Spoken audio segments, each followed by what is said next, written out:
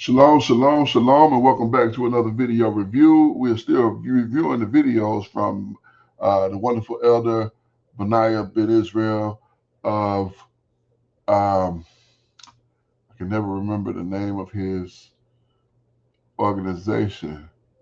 Hidden Hebrews, that's what it is. Hidden Hebrews. So we're going to go ahead with his video here. All praises to the Most High. Enjoy the video. Here we go.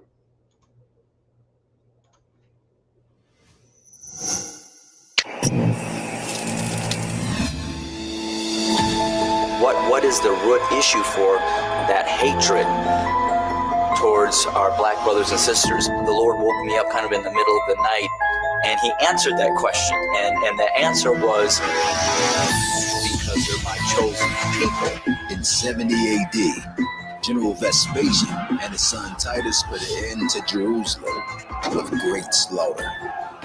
Many outrages and atrocities were committed against the remainder of the people. It has been estimated that over 1 million Hebrews fled into the interiors of Africa from Roman persecution and slavery. The slave markets were full of black Hebrew slaves.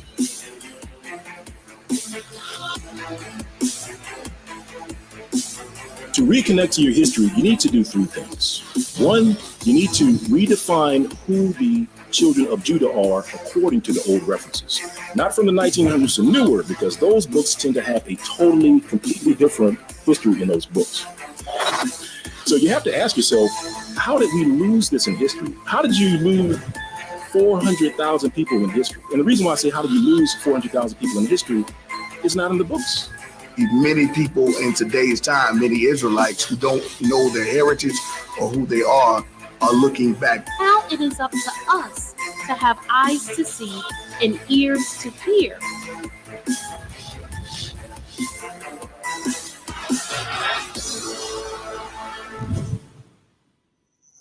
Come now and take a journey with me into this newfound crazy reality. Most people gonna think you insane, you see. Even sometimes separate.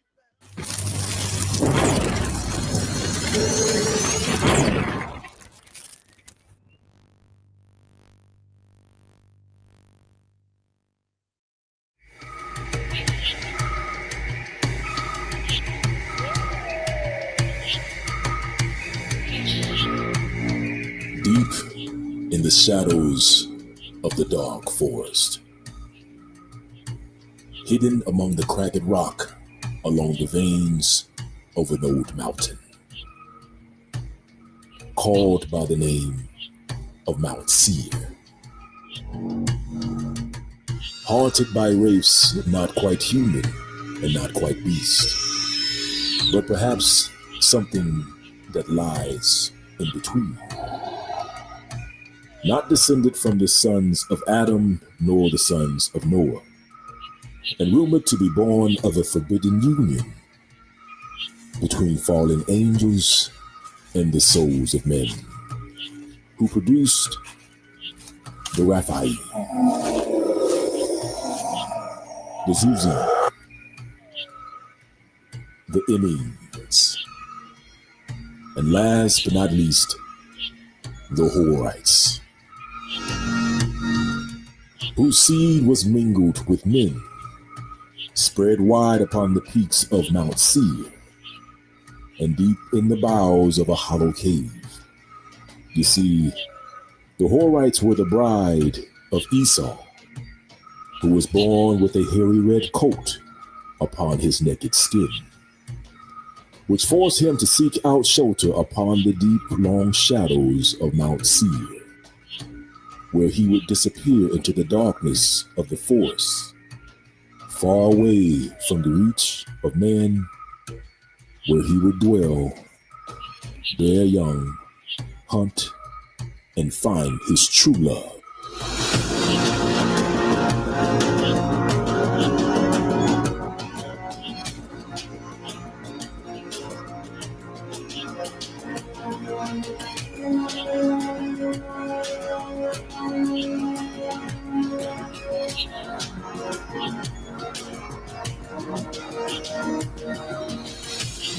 Esau's union with the people of the mountain would have far-reaching ramifications for mankind that would last until this very day.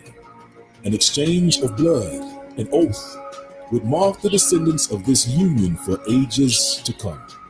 You see, according to the scriptures, Esau was the only people to mix with the Horites during the times of old, therefore creating a hybrid Horite Edomite offspring who would carry the traits of both Horites and the traits of Esau, all rolled up into one new unique breed of people.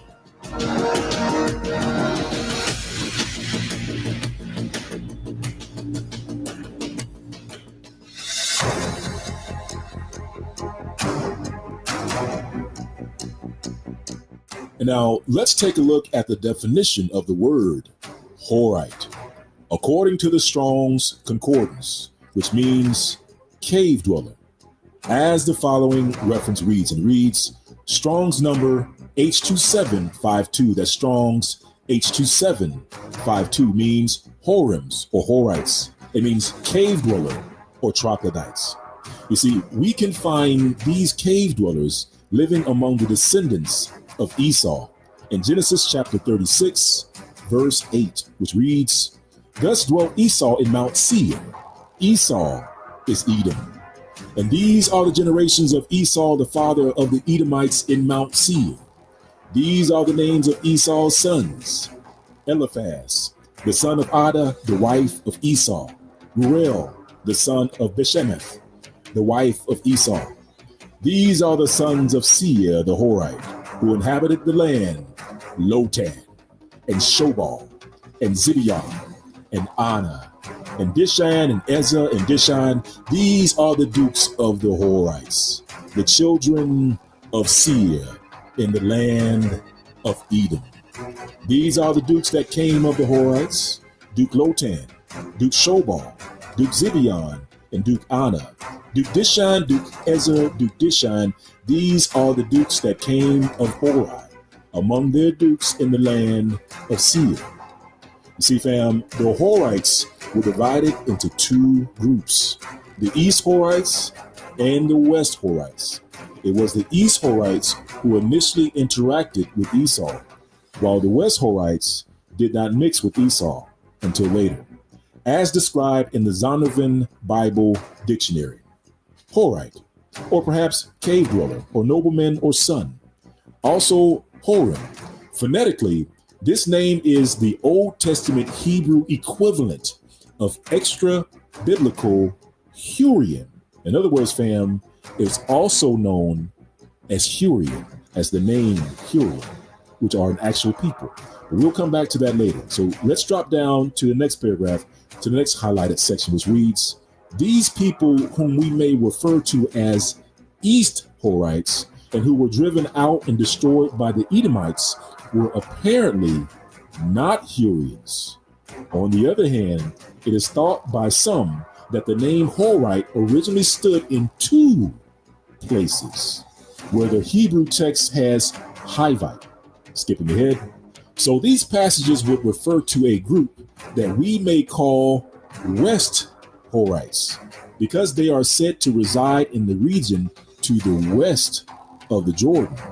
They are to be kept distinct from the East Horites, the predecessors of the Edomites. The West Horites, it is claimed by some, are non-Semitic, related to the peoples called Hurrians in extra-biblical texts of the second millennia BC. We can also find this description of the Horites in the Bible Gateway as well, as it reads, Horites. These East Horites, the predecessors of the Edomites, were apparently not Hurrians. Where the next section reads, These Horites were called West Horites because the passages cited indicate for them a residence in the region to the west of the Jordan. And the next reference reads, and it reads, The upshot is that the Horites and Edom had become one people. In addition, the role of Edom in the exile of the 10 tribes The continued involvement of Edom in their history needs to be kept in mind. Skipping ahead, because of the intermarriages and cultural borrowings between the Edomite families and Horites, it became the norm for their collective association. Red-headed Esau himself was hirsute, a coincidental similarity. It's important to note that both the Horite and Esau lived in the same places. Therefore, if you find the Horites, you'll more than likely find Esau. As the following reference reads, it reads, the Horites in their divisions are listed as part of Edom. In Egyptian inscriptions, the Horite land is referred to as Kar, formerly transliterated as Hari. It says, the Horites were also found in what is now northern Syria, Turkey, and Mesopotamia. Archaeological finds indicate that they spoke a language called Hurrian, similar to that later known as Urartu. According to I.M. Dekonov and S. Satorsten, the Hurrian and Urartan languages are related to the Northeast Caucasian tongues. That's important, fam. We'll come back to that later. But let's keep reading. It says, the Horites in Hebrew are referred to as Horim, or in archaeological terms as Hurrians. The Bible recalls the Horites as dwelling around Mount Sier, which was to the south of Canaan. All right, fam. So in the Bible, Mount Sier is synonymous with Esau. In other words, if you find Mount Sier, more than likely you'll find Esau's hairy descendants called Edomites. Now we note that the name Sier literally means hairy and shaggy, which is befitting of the descendants of Esau, because remember, in the scripture, Esau was described as being hairy and red. Genesis chapter 25, verse 25, which reads, and the first came out red. He was like a hairy garment all over. So they called his name Esau. Now consider this. Esau was so hairy that his brother Jacob once put hairy goat skin on his neck and his arms to impersonate Esau. Think about it, fam. The hair of a goat. Now that's one red, hairy dude living on a mountain called Hairy and Shaggy, with a people called cave dwellers on Mount Sier. Now, family, did you know that there was more than one Mount Sier in the Bible, aka Hairy Mountain? In fact, there's the Mount Sier that most people are familiar with, which is located in the territory of Esau, which is also the home of the Horites. However, there's also another Mount Sier in the territory of Judah, just west of the Valley of the Rephaim, also known as the Valley of the Giants. And for this, let's take a look at the encyclopedia in the Bible Hub, which reads, number 1, the Mount and the land of Sier are alternative appellations of the mountainous tract which runs along the eastern side of Arabah, occupied by the descendants of Esau, who succeeded the ancient Horites. Number 2, which is the second Mount Sier, it reads, Sier, a landmark on the boundary of Judah. Now, let's take a look at the Smith's Bible Dictionary. It reads, Sier, it means hairy, shaggy. And number 1 reads, we have both the land of Sier, and it says, it is the original name of the mountain range extending along the east side of the Valley of Arabah, from the Dead Sea to the Atlantic Gulf. And then 2, which is the second Mount Sier, it says, Mount Sier, an entirely different place from the foregoing. In other words, it's different from the first one. One of the landmarks on the north boundary of the territory of Judah. And for that, you can read Joshua chapter 15, verse 10. So as stated before, you can indeed find 2 Mount Siers in the Bible. However, did you know that there was a third Mount Sier? One that was discovered in an unsuspecting place. That's right. That's right.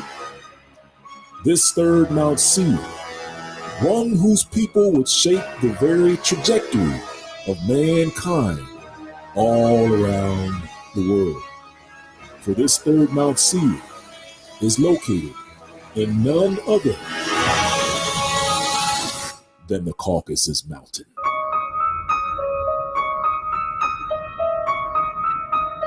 And for this, let's take a look at the Jewish Encyclopedia, and let's take a look at the definition of the word Caucasus or Caucasian. And it reads, the exact number of Caucasian Jews is not easily determined.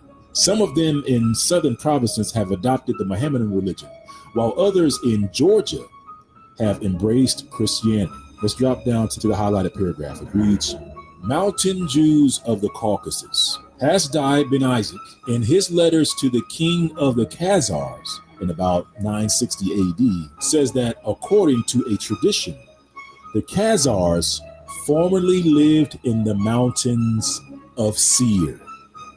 Sier in the eastern Caucasus.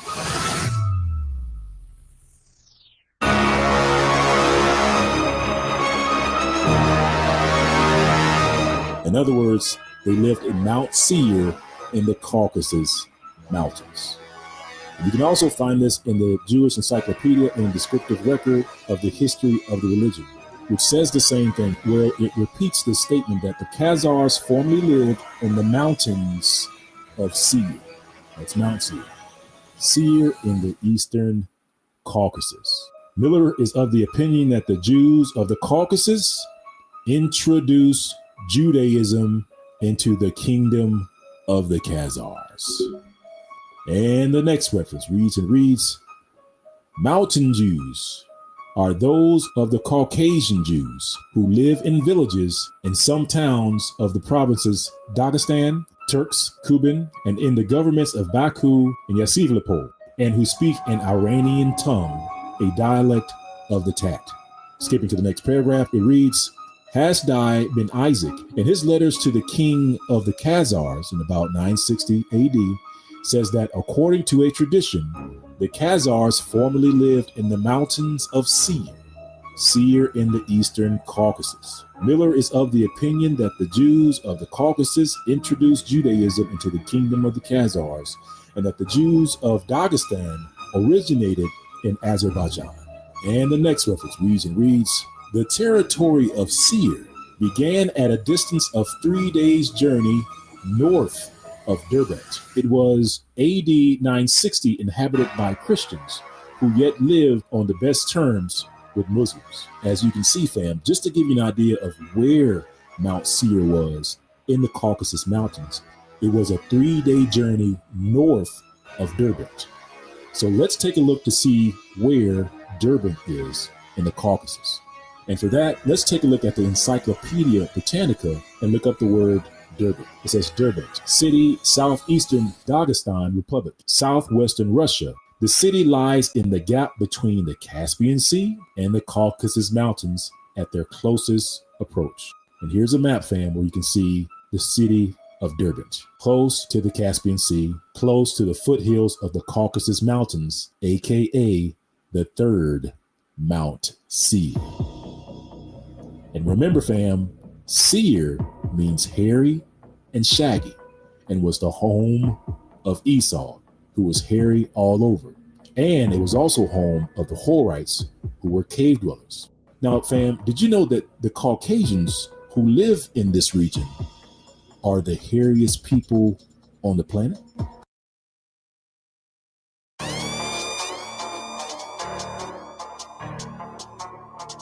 The New York Times. Still, there are genetically influenced variations in people. Whites tend to be hairier than blacks, and among whites, Mediterranean and Semitic people tend to be hairier than Scandinavians and Anglo-Saxons. And the next reference reads, Dermatology Times. Caucasians have the highest hair density among the ethnicities studied. Black people have the lowest. Asian people have hair density that falls somewhere in between. All right, family. Well, that concludes episode 1 of the Caucasus. And in this episode, we learned that Esau mixed with the Horites, which means cave dweller, and that these Horites consisted of 2 groups, the East Horites, and the West Horites. And we learned that Esau initially mixed with the East Horites in Mount Seir. We also learned that the West Horites, also called Hurrians, spoke a Caucasian language, meaning that the language of the Horites can be found in the Caucasus Mountains. And we also learned that Mount Seir, which is associated with Esau and the Horites, was not only found in the land of Edom, it was also found in the Caucasus Mountains, in the land of the Khazars. And so, fam, in our next episode, Yah willing, we will reveal exactly who the historians say were the people of the Caucasus Mountains. And with that, Israel, stay tuned, like, subscribe, and stay blessed, and shalom.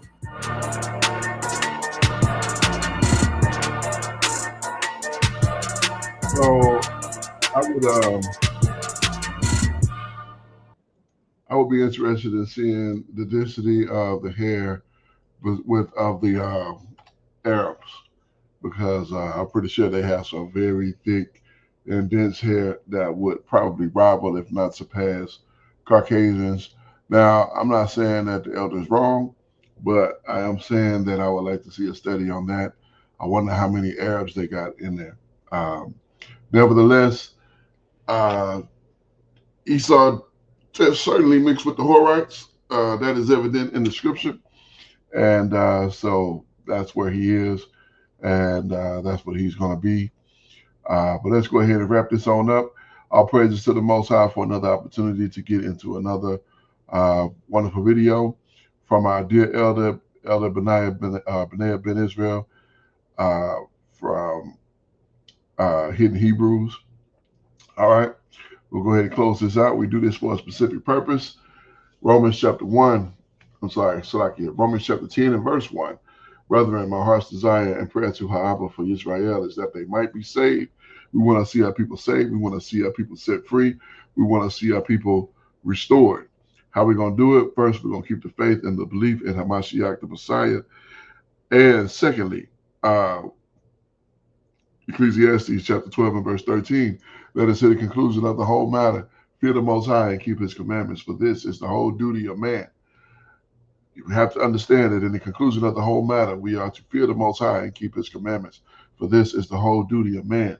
At the end of the day, when it is all said and done, all the dust is settled and all the smoke is cleared, we will be judged on whether we have feared the Most High and kept his commandments. Why? Because this is the whole duty of man.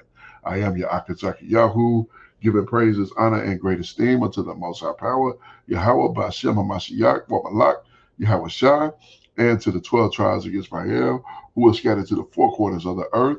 I say Shalom, Wa Baruchi, that is peace and blessings. And I cannot wait to the day when the Most High brings us back together and we are once again 12 tribes, one family, one nation under the Most High Power, under one covenant, back in our own land, with a heart of flesh and no more a heart of stone, with our enemies, our adversaries, and all those who hate us under our feet. Until that day come, Shalom, family.